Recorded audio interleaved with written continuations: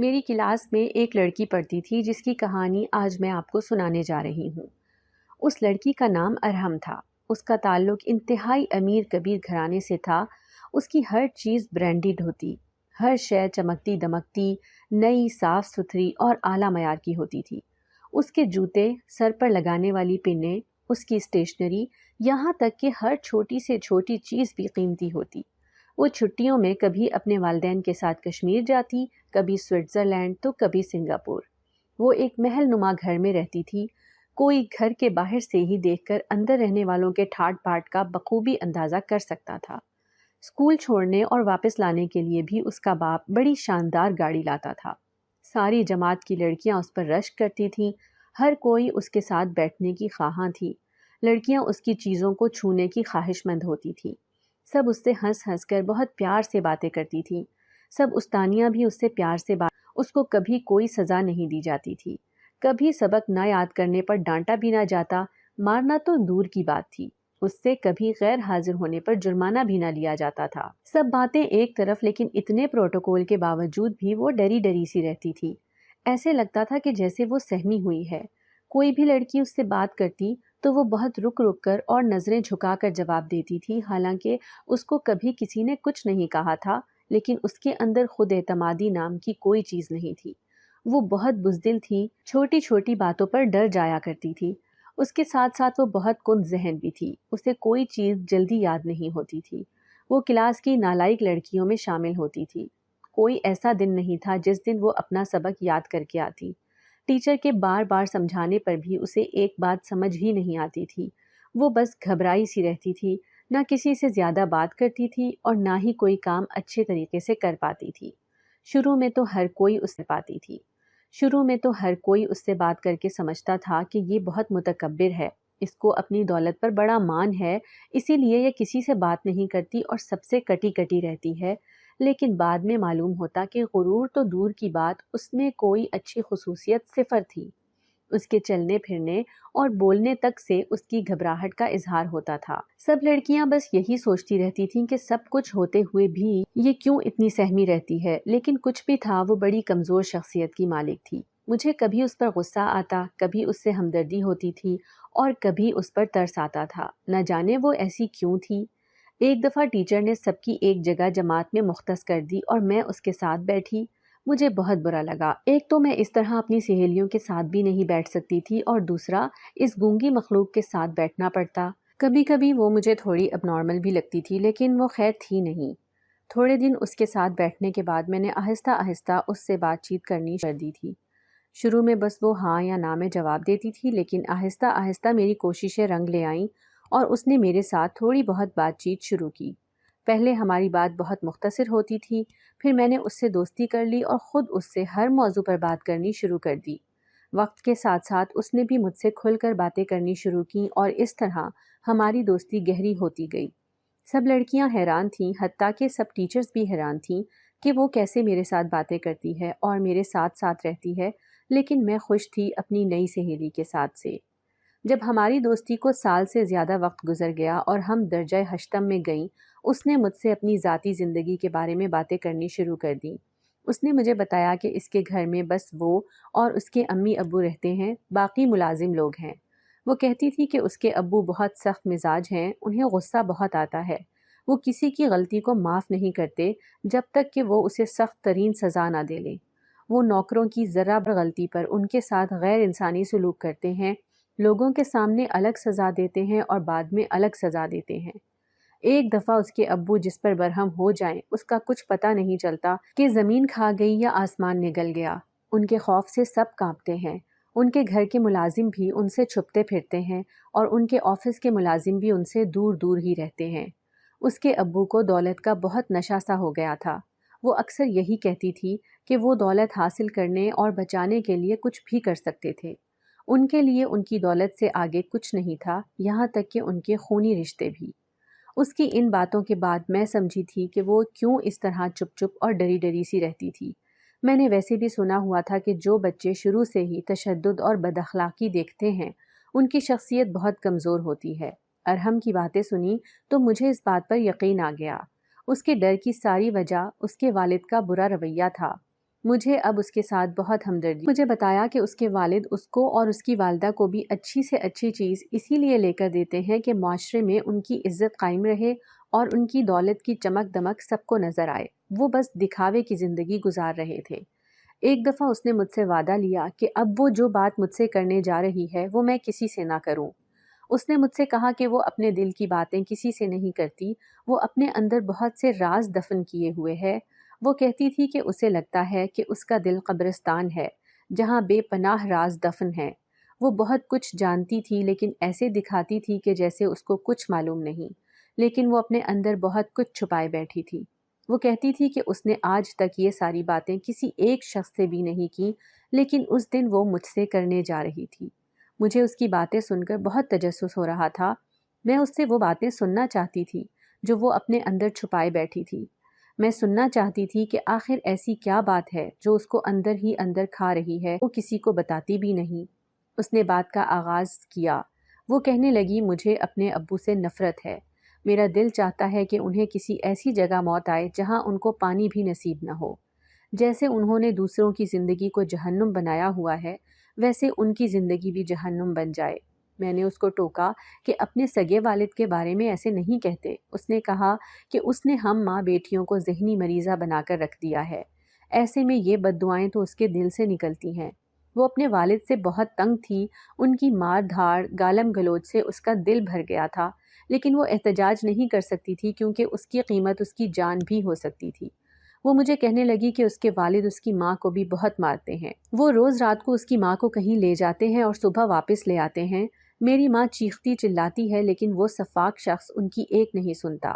واپس آ کر بھی میری ماں روتی رہتی ہے۔ کوئی ان کی مدد نہیں کر سکتا، ملازم ان کو روتا ہوا چھوڑ کر چلے جاتے ہیں۔ ملازم ان کو روتا ہوا چھوڑ کر چلے جاتے ہیں۔ ملازم بھی آخر کیا کر سکتے ہیں؟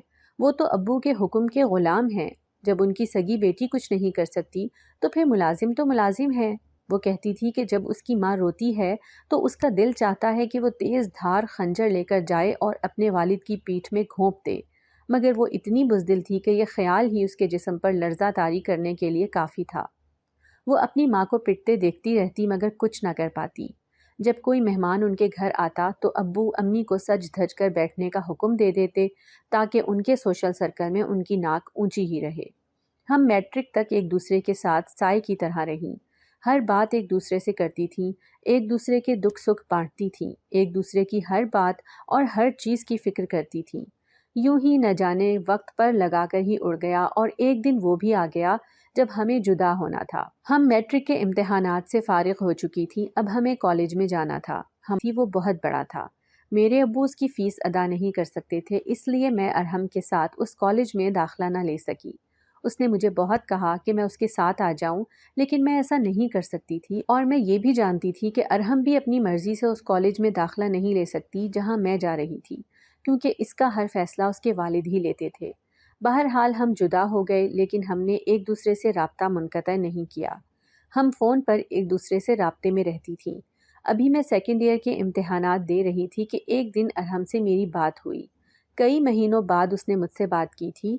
میں نے اس سے وجہ پوچھی تو وہ کہنے لگی کہ میرے ابو نے میری شادی کر دی ہے۔ میں حیران رہ گئی کہ اچانک شادی کیسے ہو گئی۔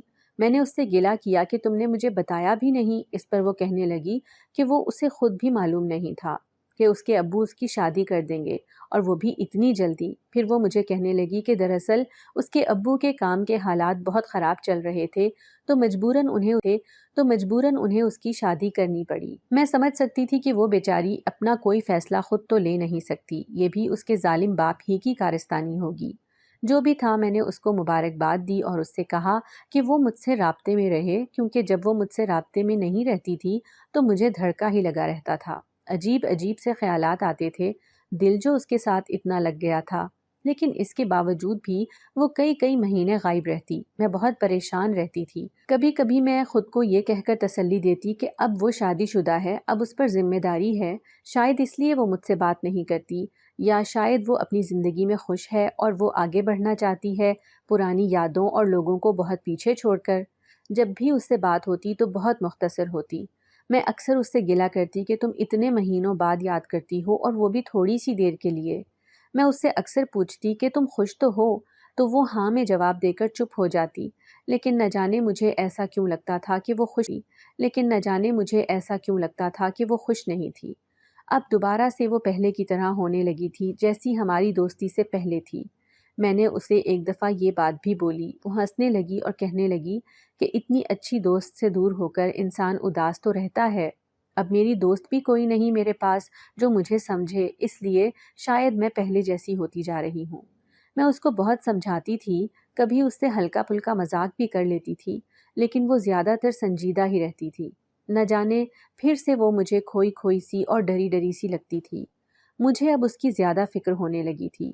اب میری جب بھی اس سے بات ہوتی تو میں بہت کریدتی تھی۔ میری کوشش ہوتی تھی کہ میں اس سے وہ باتیں پوچھوں جو وہ اپنے اندر چھپائے بیٹھی ہے۔ میں جانتی تھی کہ جب وہ باتیں اپنے دل میں دفن کر کے رکھتی ہے تو تبھی وہ اس طرح گمسم سی رہتی ہے۔ اتنا تو میں اس کو جان ہی گئی تھی۔ ایک دن میں یوں ہی بیٹھی ہوئی تھی کہ اچانک ارحم کا فون آ گیا۔ کال اٹھانے سے پہلے ہی میں نے دل کی بات جان کر ہی رہوں گی۔ میں پوری جان لگا دوں گی کہ وہ مجھ سے پہلے کی طرح بلا جھجک ہر بات کرے۔ مجھے اس کے بدلے بدلے انداز بہت پریشان کر رہے تھے۔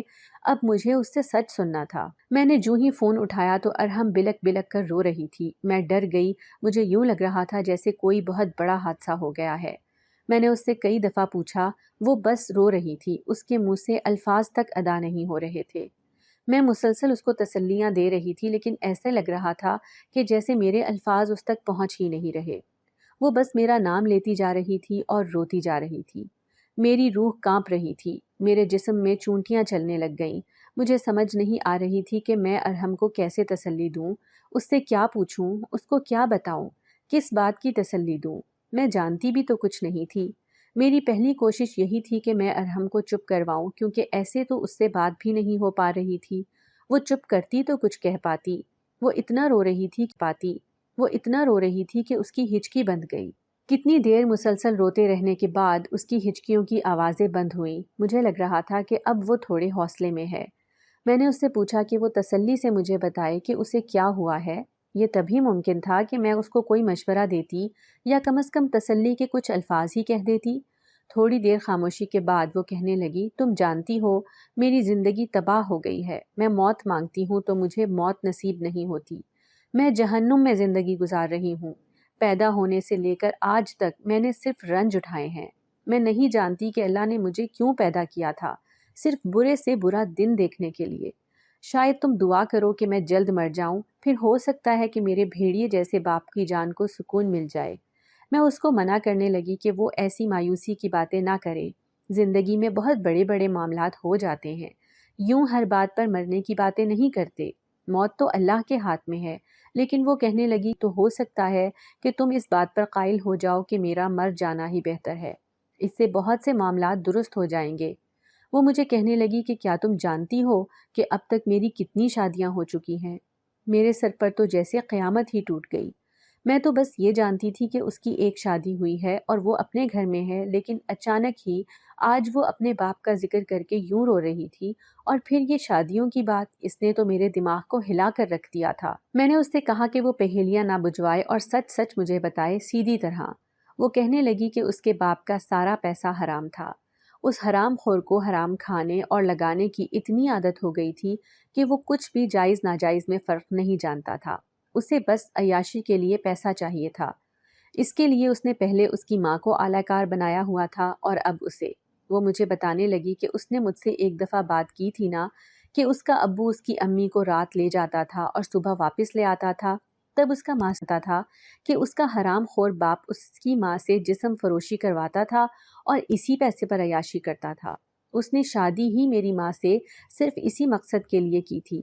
اس نے میری ماں کو پاؤں کی جوتی بنا کر رکھا ہوا تھا۔ وہ اس پر ظلم ڈھاتا اور اسی کو استعمال کر کے دولت بنا رہا تھا۔ اس کی ماں سسکتی اور بلکتی رہتی، مگر وہ اسے یہ دھمکی دیتا کہ وہ بیٹی کو قتل کر دے گا، تو میری ماں مجبور ہو کر اس کے حرام دھندے میں اس کا ساتھ دینے لگی۔ اکثر میری ماں تنگ آ جاتی، لیکن وہ شخص حرام کے لقمے کھا کھا کر کبھی تنگ نہیں آتا تھا۔ اس نے مجھے بتایا کہ 2 سال پہلے وہ شخص میری ماں کو قتل کر چکا ہے۔ اس نے کہا کہ جب میرے باپ نے دیکھا کہ میری ماں پہلے کی طرح جوان اور حسین نہیں رہی اور مردوں میں اب اس کا کوئی طلبگار نہیں، تو اسے اپنی دولت گھٹتی محسوس ہونے لگی۔ اس کے باپ کو دن رات بس یہی فکر رہتی کہ اب وہ کیسے کمائے گا، اس طرح تو اس کی عیاشی بھی ختم ہو جاتی۔ لیکن وہ شاہانہ زندگی گزارنے کے لیے کوئی بھی قیمت ادا کرنے کو تیار تھا۔ ارحم کہنے لگی کہ 2 سال پہلے جب میرے والد کو دولت میں کمی ہوتی محسوس ہوئی تو اس نے میری شادی کا فیصلہ کیا۔ میری ماں بھی راضی ہو گئی اور میری ماں نے مجھے بھی راضی کر لیا، لیکن ہم سفاک آدمی کی نیت سے واقف نہیں تھے، یا شاید ایک دفعہ پھر دھوکہ کھا گئے تھے۔ میرے والد نے میری شادی کی تو ایک بہت امیر کبیر لڑکے سے، اچھا خاصا پڑھا لکھا اور بہت مالدار تھا۔ میرے والد نے لالچ دے کر اسے اپنے ہی گھر میں رکھ لیا اور اگلی صبح اس کا کچھ پتہ نہیں تھا۔ میرے والد نے شور کیا کہ لڑکا بھاگ گیا ہے۔ ہم حیران پریشان ہو گئے، ہمیں تو کچھ سمجھ ہی نہیں آ رہی تھی، لیکن بہرحال اپنی قسمت پر ایک بار پھر رو دھو کر مجھے تسلی ہو گئی۔ 1 ڈیڑھ مہینے کے بعد میرے والد نے پھر مجھے شادی جیسے دھوکے میں پھنسانے کی کوشش کی۔ میں نہیں مان رہی تھی اور نہ ہی امی مان رہی تھی، لیکن میرے ابو کو منانا آتا تھا۔ انہوں نے پھر سے ایک بہت مالدار لڑکے سے میری شادی طے کر دی اور پہلے کی طرح اسے بھی یہاں رہنے پر مجبور کیا۔ اس کے ساتھ بھی وہی ہوا جو پہلے کے ساتھ ہوا تھا۔ ہمیں دال میں کچھ کالا لگنے لگا۔ ہم سمجھ رہے تھے کہ یہ سب میرے ابو ہی کروا رہے ہیں، مگر ان کے سامنے زبان کون کھولتا؟ پھر تیسری، چوتھی اور نہ جانے کتنی دفعہ یہی ڈرامہ چلا۔ میرے ابو راتوں رات لڑکے کو غائب کروا دیتے تھے اور کہتے تھے کہ وہ بھاگ گیا ہے۔ جب میری تیسری شادی کی بات ہوئی تو میری امی نے بہت احتجاج کیا۔ وہ کسی بھی قیمت پر اس شادی کو روکنا چاہتی تھیں، لیکن میرے ابو اپنے راستے کی ہر دیوار کو ہٹانا خوب جانتے تھے۔ انہوں نے میری امی کو قتل کروا دیا، کیونکہ ویسے بھی وہ اب ان کے کام کی نہیں رہی تھی۔ اب تو میں بالکل اکیلی ہو گئی تھی۔ اب تو چند دن کے وقفے سے ابو نے میری شادی کروانی شروع کر دی۔ یہ تو اب جیسے کھیل ہی بن گیا تھا۔ مجھے کچھ سمجھ نہیں آ رہی تھی، لیکن اتنا میں سمجھ گئی تھی کہ ابو اس لڑکے کی دولت ہتھیانے کے لیے میری شادیاں کروا رہے ہیں، کیونکہ اب پھر سے پیسے کی ریل پیل شروع ہو گئی تھی اور مان گئی تھی کہ وہ پیسہ کہاں سے آ رہا تھا۔ جو بات راز تھی وہ یہ تھی کہ وہ لڑکے جاتے کہاں تھے۔ مجھے تو ذرا بھی پتہ نہیں چلتا تھا۔ جو ہی شادی ہوتی میں اپنے کمرے میں جاتی اور جاتے ہی پرسکون ہو کر سو جاتی، اور صبح آنکھ کھلتی تو لڑکا غائب ہوتا۔ پھر میں نے نوٹ کیا کہ ملازمہ جو دودھ لے کر آتی ہے اس میں کچھ نشہ آور دوا ہوتی ہے جس سے مجھے فوراً نیند آ جاتی ہے۔ میں نے اس کا حل بھی سوچ لیا، کیونکہ مجھے اب یہ راز جاننا تھا کہ آخر ایسا ہوتا کیا ہے کہ لڑکے بھاگ جاتے ہیں۔ ایک دن میری شادی ہوئی اور حسب معمول ملازمہ دودھ کا گلاس لے کر اندر آئی۔ میں نے اسے کچھ دوسری چیز لینے کے لیے بھیجا اور اس کے آنے تک میں نے دودھ گرا دیا۔ اس نے دودھ کا گلاس لیا اور واپس چلی گئی۔ میں بھی سونے کا ڈرامہ کرنے لگی۔ تھوڑی دیر کے بعد اٹھ کر میں باہر گئی تو میرے والد ملازموں کے ساتھ مل کر اس لڑکے کو گھسیٹ کر کہیں لے جا رہے تھے۔ میں چپکے ان کے پیچھے گئی۔